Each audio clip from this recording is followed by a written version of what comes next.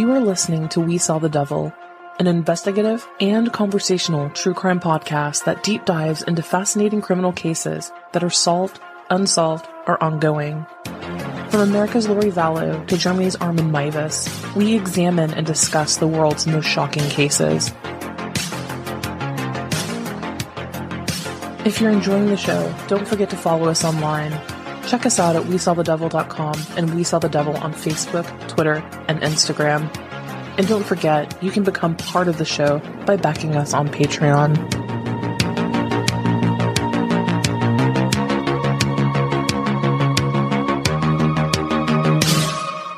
Hello, everyone. You are listening to We Saw the Devil. This is Robin, and yes, I know that it's been a little while since the last episode. To be honest, I needed a little bit of a break. I was exhausted, and sometimes practicing self-care is necessary, and the need can pretty much arise at any and the most random of times. But that being said, guys, I am back and I am on a regular schedule. And there's so much to talk about. So much has happened in my absence and since I put out the last episode. And God, I mean, I'll be following up on this over the weekend. This next Saturday will be the next episode, a news update episode, kind of the greatest hits over the last couple weeks. But I don't know about y'all, but I did not have half of this shit at least on my 2023 bingo card. Like intelligence balloons, possible UFOs, college mass shootings, arguably the worst ecological disaster our country has seen. Now the banks are collapsing. World War is creeping closer. Not to mention, I mean, if we're talking about the true crime front, the Lori Vallow, Moscow, and other case updates going on. And there's so much out there, true crime show-wise, that I also want to talk about. Like the Jared from Subway documentary. Have any of you seen it yet? I think all of us have known that for quite a while, at least, that he was a bit of a pedo. But learning about the full extent of it has just been sheer insanity. And there are a couple other little shows that I've been watching too. But there's just so much to talk about here. But this episode is going to be part 3 of the Dark Side of Disney series that I actually started a little while ago. And I know Disney hasn't really gotten quite too dark yet, unless you consider the fact that Walt Disney himself stole and took credit for the character of Mickey, and he didn't even create it. Like, he came up with kind of an idea, and then his co-creator created, animated it, and so forth. But yeah, we are getting there. So this is going to be part 3 of the Dark Side of Disney, and hopefully you'll learn some stuff that you weren't aware of. It's actually kind of crazy, the depth of the history behind the Disney, Walt Disney Corporation. I mean, it's just not what you would expect, I would say. But before we get into all of that, let's just get some really quick housekeeping out of the way. You're listening to We Saw the Devil. I'm your host, Robin. Don't forget, you can follow us at We Saw the Devil all across social media. We Saw the Devil on Twitter and Facebook, and We Saw the Devil podcast on Instagram. TikTok is coming shortly. And to all my sweet, sweet, sweet patrons, thank you so much for sticking around. Again, you guys will not be charged for, you have not been charged for February or March, and then also April again. So no charges for next month either, as I am back and catching up on stuff. So that being said, let's just go ahead and get into it. So in the last episode, we left off in the early 1930s, the new era of the talkies, or films with sound. Films like Frankenstein, White Zombie, Sign of the Cross, and King Kong, all just legendary, iconic films. They were all released during this time. Films that endure and are known as absolute classics still today. So just to really quickly recap Disney during this time. In May of 1928, a silent film titled Plane Crazy debuted, and it showed Mickey Mouse driving a plane. It wasn't successful at all because Walt Disney Studios didn't have very many open distribution channels. But the next one, Steamboat Willie, was the first animated film to synchronize sound with the movement of the character. Mickey was whistling as he was piloting the boat. And that just blew everyone's mind. That was new technology, completely crazy to have an animated film synced with sound. I know, it's little things back then. In 1929, more than a dozen new short animated films were produced by the Walt Disney Company. They also remastered all of the old ones to add sound in an attempt to capitalize on that new technology. Also in 1929, the Carnival Kid debuted, and Mickey, voiced by Walt Disney himself, spoke for the very first time. So I'm going to play a clip of that right now. Here is the original sound of Mickey Mouse, voiced by Walt Disney. Hot dog, hot dog. Hot dog, hot dog. As you can tell, it sounds pretty different from the wee falsetto that we attribute to Mickey Mouse today. But then the Great Depression happened, and with that, the stock market crashed in 1929. The US economy was absolutely in the crapper, with only a few things stimulating the economy. Walt Disney soldiered on, and he, Ub Iwerks, and their full team worked tirelessly to churn out new material each month. They were producing about one Mickey Mouse animated film per month. That's an ungodly amount of work. And the work paid off because the public loved it.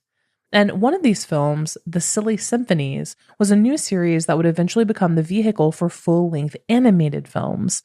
People scraped change to go to the cinema to see Mickey, Minnie, and his friends have their adventures for 8 to 15 minutes. At that point in time, that was the length of animated films. They were short films, just like 8, 15, 16 minutes long. It allowed, the people a momentary reprieve from all of the ills in their life after the Great Depression. And this phenomenon spread all over the world. I mean, you're bound to find a Disney-based t-shirt, collectible, movie, or toy in the vast majority of homes in America, right? I mean, that entire merchandise-a-palooza actually began in the 1930s. This isn't a new thing. The Disney and Mickey Mouse and Minnie Mouse and, all of the characters being printed on every single thing you can think of. Capitalism existed back in the 30s too. And that's where it all began. They didn't have a Disney store in every shopping mall because, they didn't exist back then like we know them today. But instead, Disney licensed things like wristwatches, radios, phonographs, alarm clocks, water bottles, cookies, and also the music from the short films. There was also a huge push for selling Mickey-themed school supplies because Disney was, after all, geared towards children. So schools became filled with children using Disney notebooks and pencils, going all the way back to the 1930s. Now, also by this time, by 1934, there were 4 publishers who were printing and selling Mickey Mouse books. One publisher had sold more than 2.4 million copies. I mean, that's viral even by today's standards. But imagine 2.4 million books sold in 1934. Everyone at that point knew who Mickey Mouse was.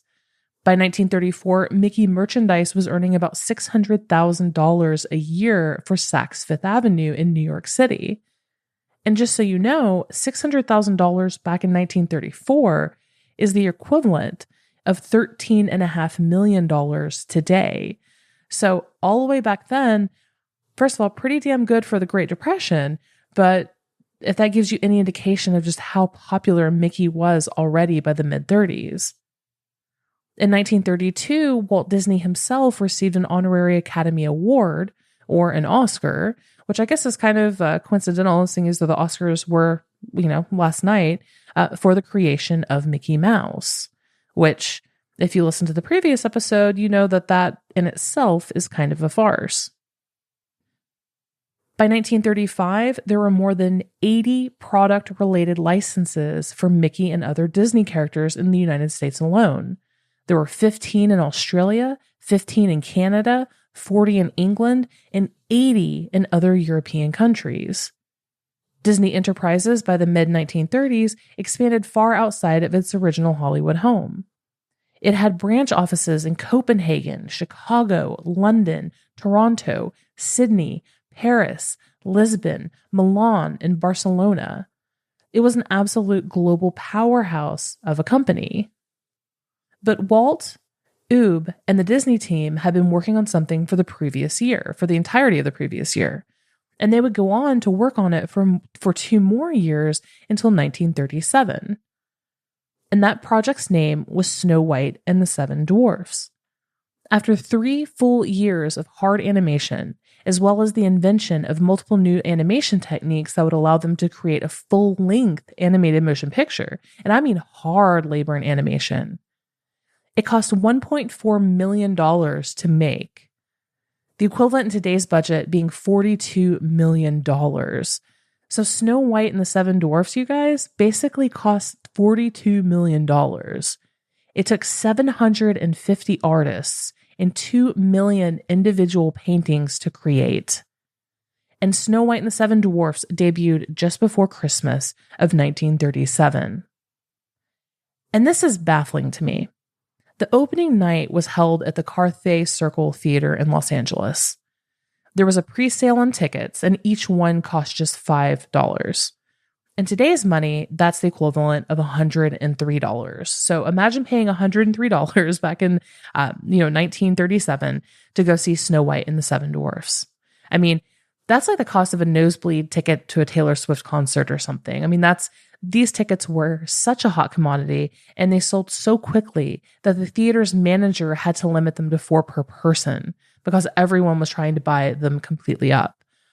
People from all over the country bought tickets, and it sold out quickly. But that didn't even stop like almost 30,000 people from descending upon Los Angeles to become part of the event as a whole.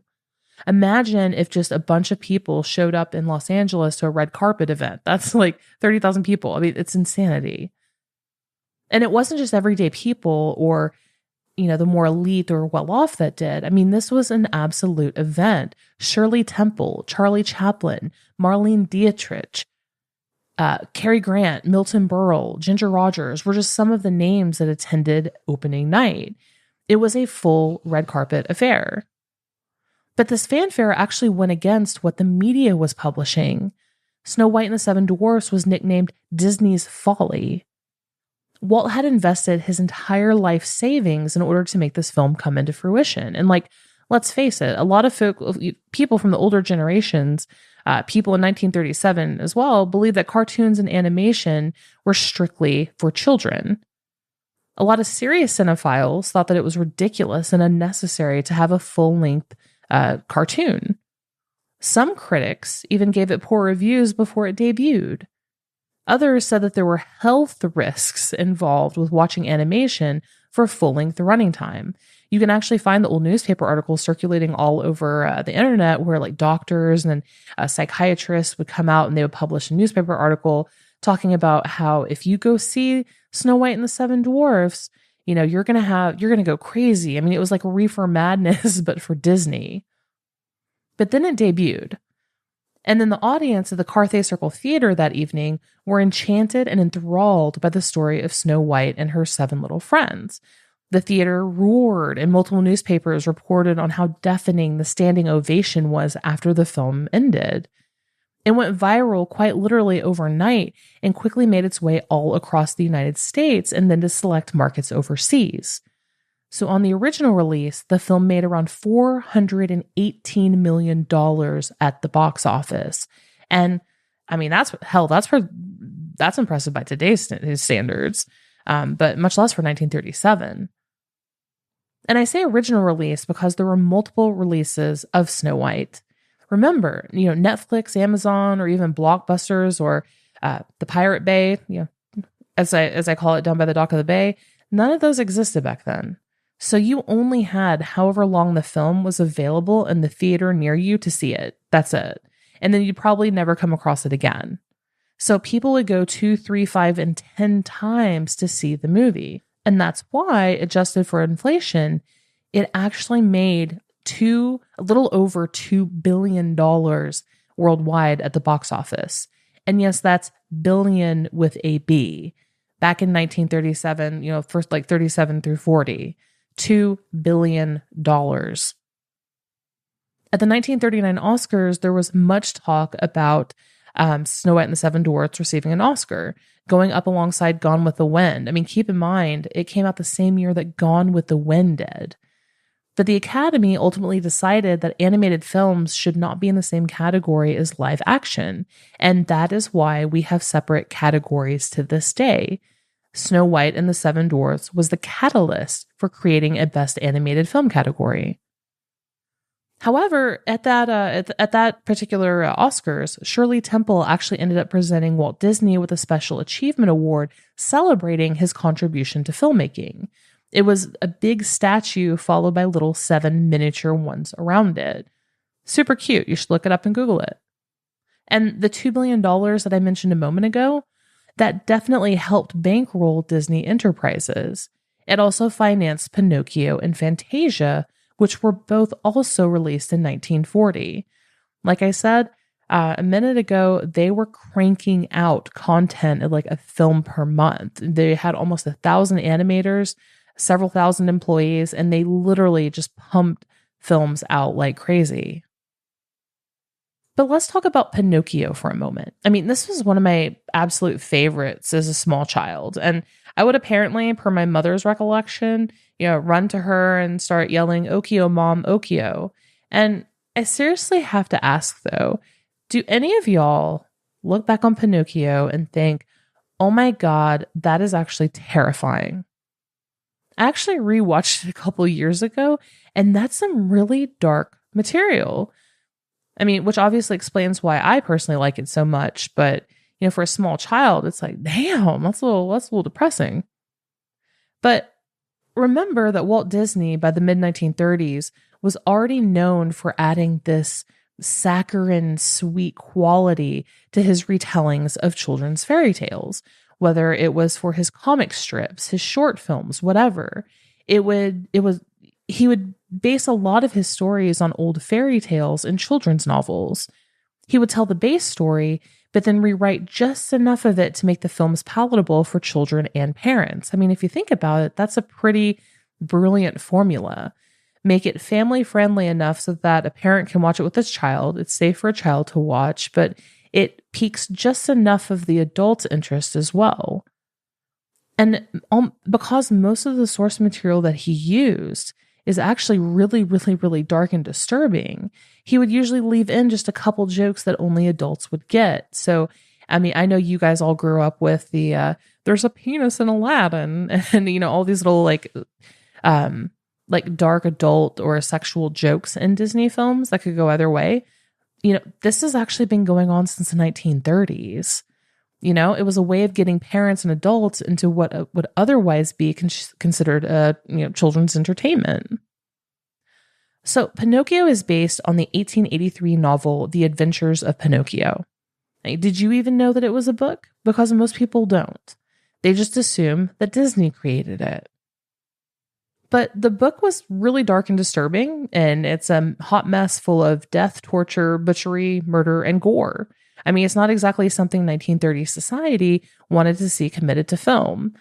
2020, God, off the top of my head, I don't know when it came out, but it's like a Serbian film.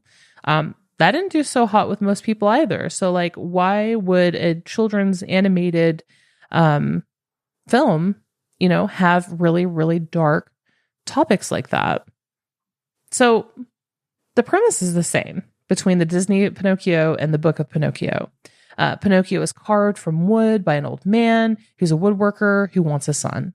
Said wooden boy comes to life. He meets a fox and a cat and runs away and ends up in a puppet show. He goes to a place where boys can be themselves and do whatever they want, but eventually they are turned into donkeys. He rescues his creator and becomes a real boy at the end. The framework between the book and the cartoon, it's exactly the same. But Collodi's version, the source material for Disney, had a lot of NSFW content in it. But first, the idea began as a newspaper comic column, and it was super graphic. In both the comic serial and the book, Pinocchio, for lack of a better word, is a total dick. He's violent, constantly getting into fights, beating people up. He's constantly going against police and law enforcement. He repeatedly betrays and talks down and yells at his father, and as well as the good fairy too. In one scene, Pinocchio is just 1 day away from becoming a real boy because he's been good for a whole year, like coming up on a whole year. He's at day 364. And he dresses up as a bandit, pisses off the cat, who in turn attacks him. So Pinocchio bites off the cat's paw.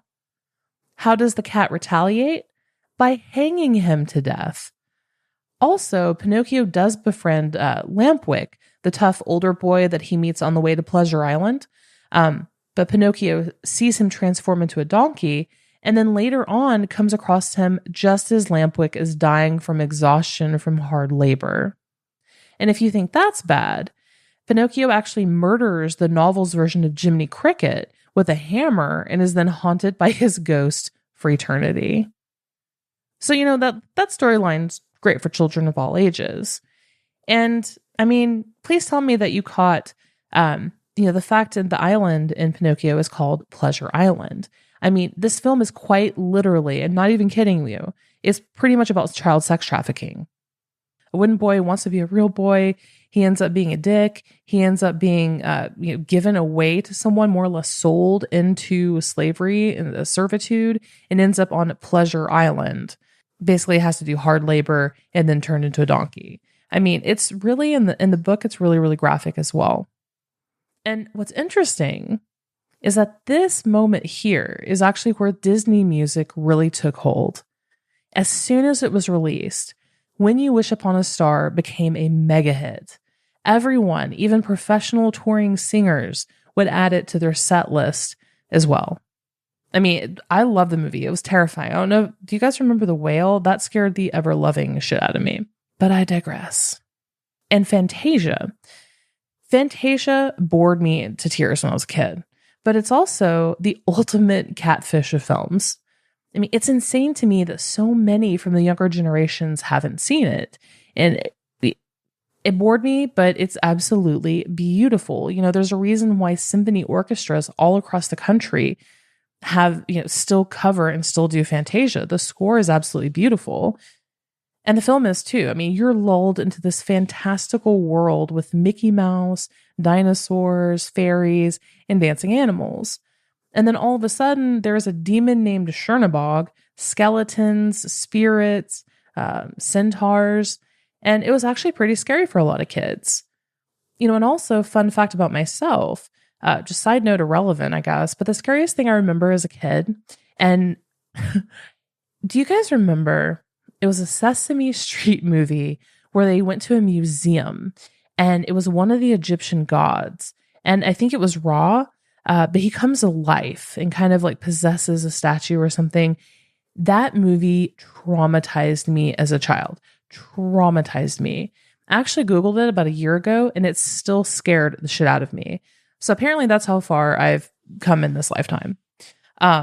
Anyway, I was just thinking about that and Googled it and it was like, wow, that was actually pretty terrifying.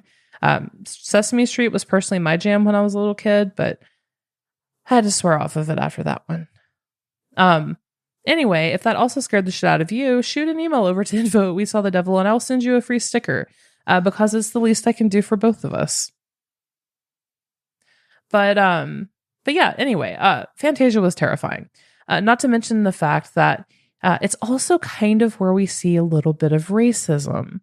Yeah, guys, Disney is chocked full of racist stereotypes, and some of it is actually really problematic, especially by modern standards. And I know we can say that it's a sign of the times and people were different and society was different back then.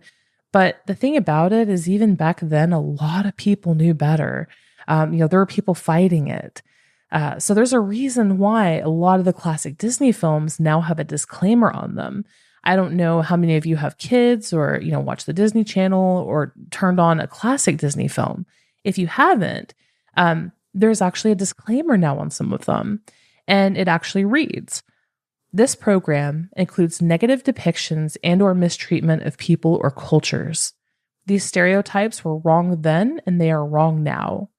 Rather than remove this content, we want to acknowledge its harmful impact, learn from it, and spark conversations to create a more inclusive future together.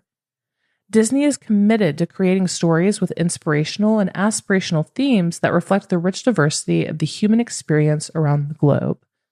To learn more about how stories have impacted society, visit disney.com/stories matter. And then it has a countdown to your video will start in so many seconds. But that is actually on multiple Disney films, like an intro, a disclaimer.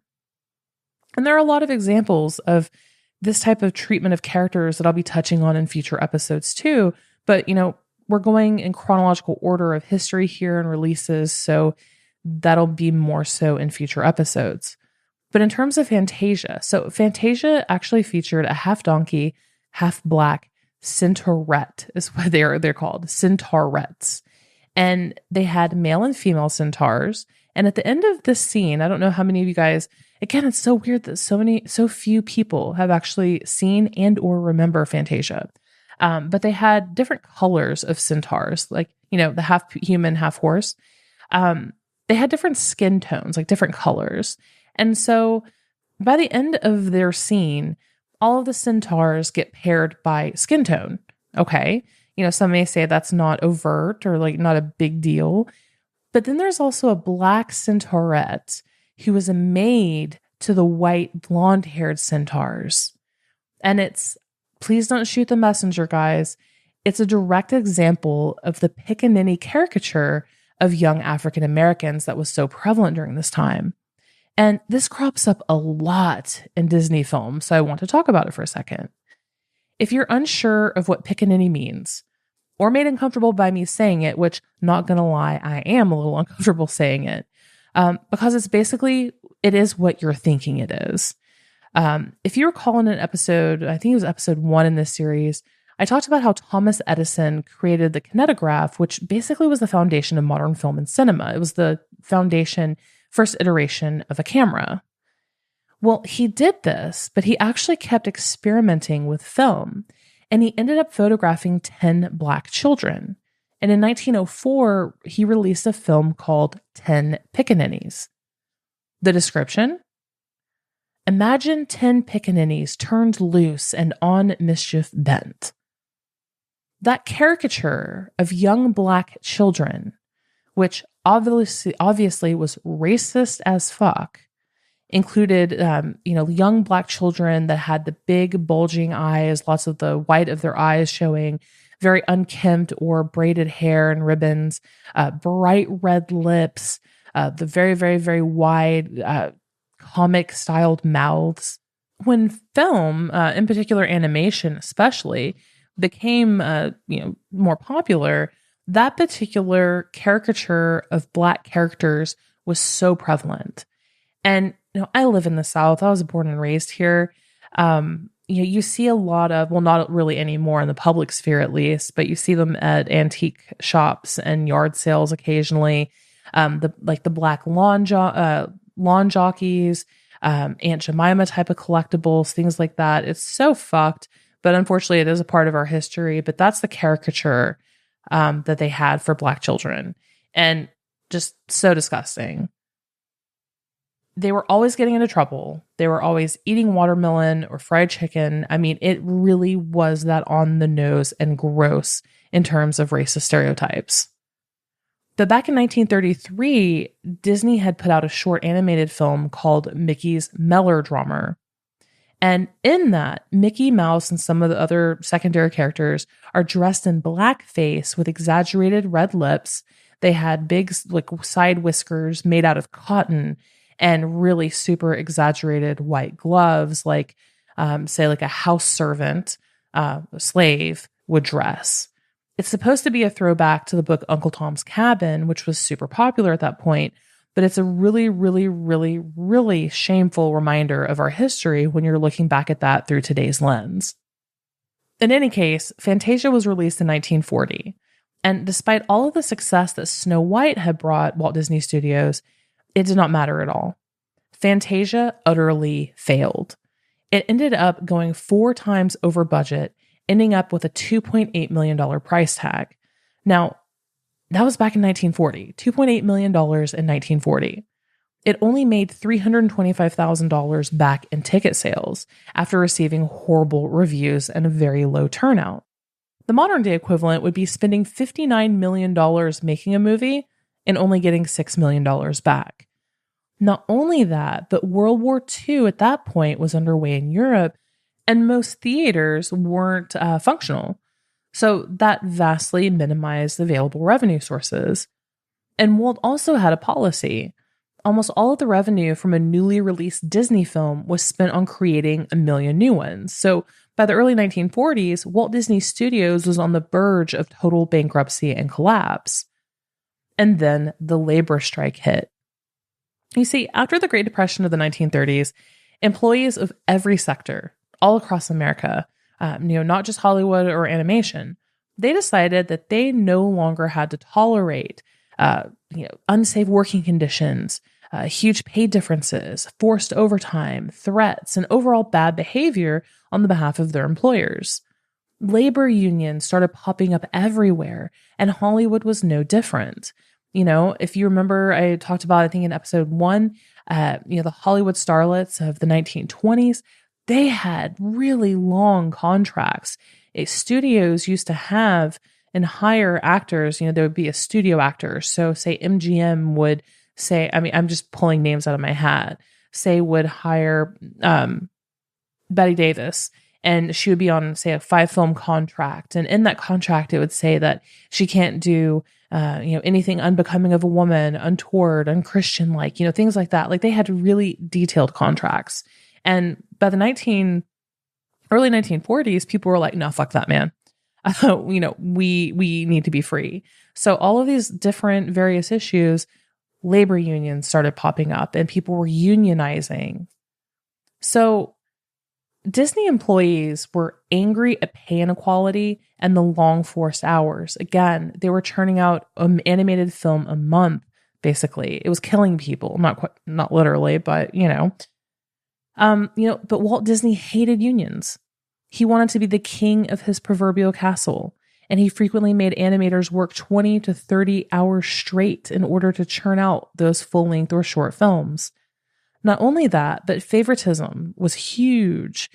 Some animators were making 2 to 3 times what others were making who may have had less favor. Some made $500 a week, whereas some animators made $12. Walt Disney refused to hire women in animator roles. He said that they weren't great artists. He believed that they were only capable of inking already done slides. So many Disney employees joined the Screen Cartoonist Guild, and then they also used them and talked to them to air their grievances about Disney. They believed that the reason why they weren't getting bonuses, equal pay, raises, anything like that, is because Walt Disney considered unionization to be communist. If you recall, the early 1940s was kind of the beginning, the early rattles of saber rattling of the Red Scare, where communism was the big evil. That period peaked in the 1950s, which again coincides with mid-century modern, everything that the style, the family unit. It's just so fascinating. I digress. But Disney employees went on strike in an attempt to get Walt to accept the union and follow its rules. And Walt responded to the 5-week strike by firing most of his animators, like his big ones. He basically had to anyway, because Walt Disney Studios, it was going bankrupt. But his hatred of the union was really what drove the decision of the mass layoffs and firings. And Walt and his lawyers met numerous times with the SCG, and each time he would fire any Disney animators that were present in the meeting as revenge. He truly believed, he could not understand, he could not fathom why. He felt that he had a family, an animation family, and he felt like they were betraying him. Surely these people won't ask for equal pay or better pay or a living wage or normal working hours. This is just absurd. He was so disgusted by the strikes in 1941 that he hired mobsters from the mafia to actually threaten employees who he thought, were the main organizers of it. And there was some back and forth between the SCG and Walt Disney Productions. And Eventually, Walt had to capitulate and he joined the Screen Cartoonists Guild. So that actually did happen, and that changed a lot. But after Disney joined the union, he actually took out a full-page ad in Variety magazine, and the quote says, quote, "I am positively convinced that communistic agitation, leadership, and activities have brought about this strike." He sincerely took it that personally and felt like he had been betrayed by his entire company. And he never let that go until the day he died. He never let that go. He was resentful of that. And have you heard about the House Committee on Un-American Activities? It was created in 1938 to investigate alleged disloyalty and rebel activities from everyday citizens. In particular, public employees and organizations who were suspected of having communist ties. It was like a more modern version of the Salem witch trials, as it were. Everyone across the country was reporting that creepy neighbor, the weird, inappropriate uncle, coworkers, or just anyone they really didn't like. They would report them to the government and claim that they were communist or going to communist meetings. In previous episodes, too, I've talked about this because it impacted almost every avenue in Hollywood. Marilyn Monroe, Frank Sinatra, Joan Crawford, all of them, each and every one of them, for the most part, like the big Hollywood actors or musicians, have been reported and investigated for communist ideals. And if it gives you any idea, like what kind of man Walt Disney was, he was considered a friend of the House Committee of Un-American Activities because he was quite prolific for turning people into them. If you didn't like an animator or the very employees who went on strike, a critic who wrote a bad review of a Disney film, he didn't care that they could quite literally be arrested and have their entire lives ruined, losing their job, get arrested. He turned them into the Un-American Activities Committee. In 1947, he actually testified in front of the House Committee, speaking out against the strike, saying that he believes, again, that communism played a part. And he was so salty over it that in Disney's next film, Dumbo, released in 1941, he actually animated caricatures of Walt Disney strikers, of his own employees. Do you guys remember the clowns who begged their boss for a raise? Yeah, he was literally making fun of his own employees for wanting fair pay. But Walt's obsession with his alleged betrayal would only last for a short while. On a fateful Sunday morning, December 7th, 1941, there was a surprise attack on Pearl Harbor by the Axis-affiliated Japan. 2,403 U.S. personnel, including soldiers, sailors, and civilians, were killed. A little over 1,100 people were wounded. It immediately catapulted the United States into joining World War II. And I mean, everything changed. I mean, we all know about Pearl Harbor, right? But what you may not know, and this is fascinating, is that almost immediately, 500 U.S. Army soldiers moved into physically there were tanks in Burbank, tanks, ammunition. I think the exact number of soldiers that moved in it was supposed to be 500. And then it's like almost 800 ended up showing up and moving in. And they actually lived in the Walt Disney Studios for the next 8 months. And to this day, Walt Disney Studios is the only Hollywood film studio to have ever been under military occupation in history. They were stationed there to protect the local Lockheed aircraft plant from being bombed by enemy planes. So they were pretty much like, sitting there, Los Angeles on the coast, and they were just kind of worried that Japan in particular would come over and attack their airplane factory. But quite literally the day right after Pearl Harbor was on December 7th. On December 8th, Walt Disney was approached by the U.S. government and asked to do a set of propaganda films for American military forces. His first film contract was with the Navy, and the terms were that Disney Productions had to produce 20 war-related animated shorts for the U.S. government for compensation total of $90,000. That's $4,500 per short film, which was actually more than Disney had actually been previously making for them. The Department of Agriculture, the Treasury Department, Army, Air Forces, they all quickly followed up, asking for both short films, cartoon literature, and training videos. In January of 1943, Disney released 3 short films: The Spirit of 43, Der Führer's Face, and Education for Death. The Spirit of 43 and Der Führer's Face encouraged citizens to buy war bonds. And this is also where we start getting and seeing some hardcore propaganda in an attempt to dehumanize the Germans and show, increase morale. All of this was solely about increasing American morale, proving that America was the greatest country on earth. Everywhere else is a hellscape, but America is just, so wonderful. So in The Spirit of 43, it follows Donald Duck as he navigates his day and goes through his day in Nutsy land. And yes, that's Nutsy, N-U-T-Z-I, like Nazi. It's the equivalent of Nazi Germany, like satire.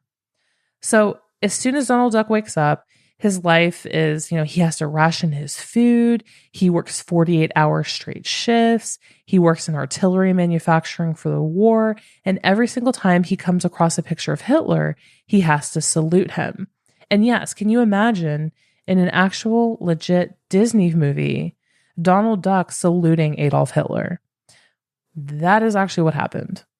So in the film, Donald Duck, his life is so miserable, he has a mental breakdown and then he passes out, only to be woken up realizing that I'm in America.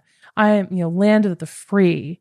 And he realizes that his bad day in Nazi Germany was all a nightmare. In 1943's movie Commando Duck, Donald Duck is a sniper who's being hunted by Japanese snipers in the Pacific. And you guessed it, it has some incredibly racist animation.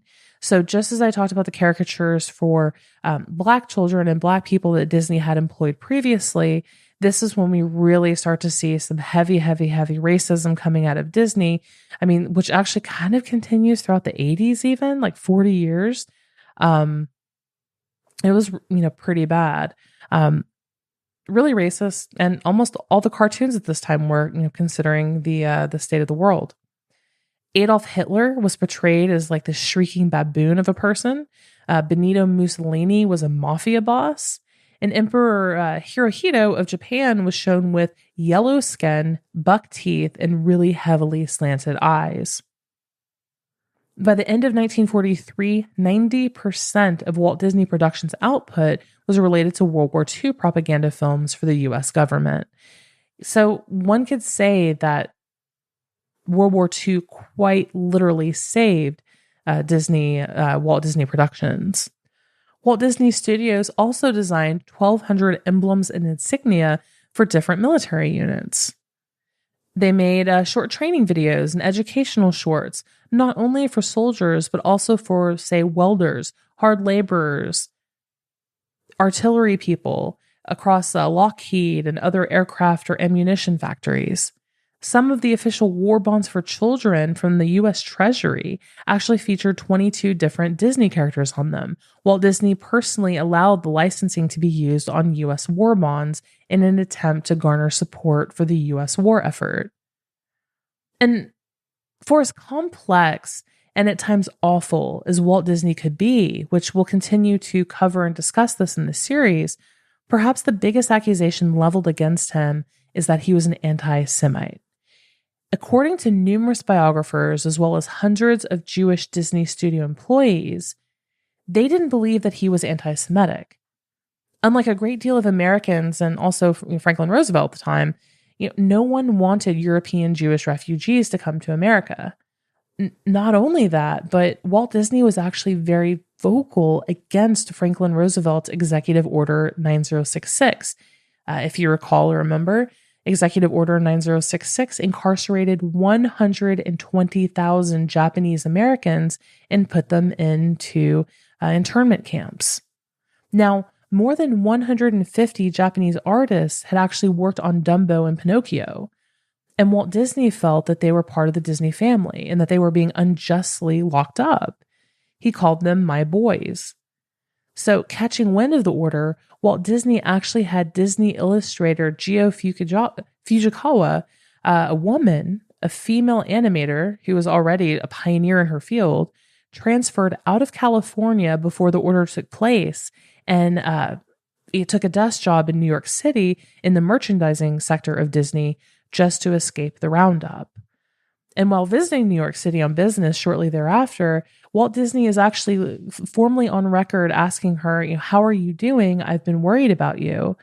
And Fujikawa told him that people had been questioning her nationality. Out of fear, she'd been telling them that she was Korean or Chinese. And Walt apparently replied, quote, "Why do you have to do that? You're an American citizen.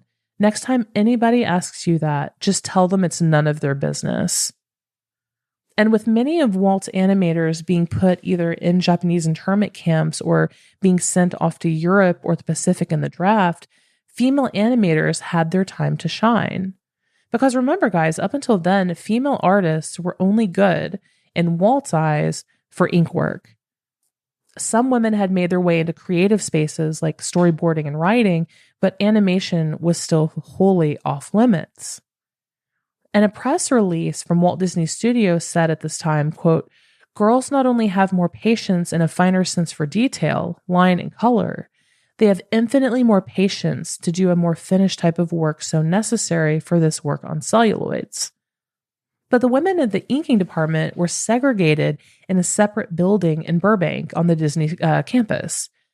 And that could have also been due to the fact that inkers worked with nitrate cellulose, which is an insanely flammable material. And in a time where almost everyone was smoking cigarettes, like Don Draper in Mad Men, a flying cherry or ash quite literally would have made that building explode. But with all of the male employees now caught up in war, these ink girls, as they were known, were pushed up to the top animator positions. And they thrived, much to Disney's amazement. They didn't just open the door to equality in the workplace, they kicked it down. Disney Studios was still a super patriarchal boys club, but women had officially made it to the top creative ranks with full support of Walt himself. And Bambi, which that movie killed me when I grew up. I think that was like the first time I cried as a human being. Bambi came out in 1942. That was actually largely made by female animators, not even just animators. It was storyboarded. It was created. It was, written, inked almost entirely by women. And back in the early 1940s, that was a huge freaking deal. A lot of America, Mad Men, which is my favorite show of all time, took place in the 50s going into the 60s. And that was very much a time where women were secretaries, nurses, and even elementary teachers. That was about it. So for women to go into and be thrust into hardcore animation at the largest animation studio in the world, pretty big deal. But we're actually going to stop right here and pick up this in the next part 4, because there is a lot to talk about and go over when it comes to Disney. And we're just now starting to get to the good stuff about how Walt Disney was a complex human being.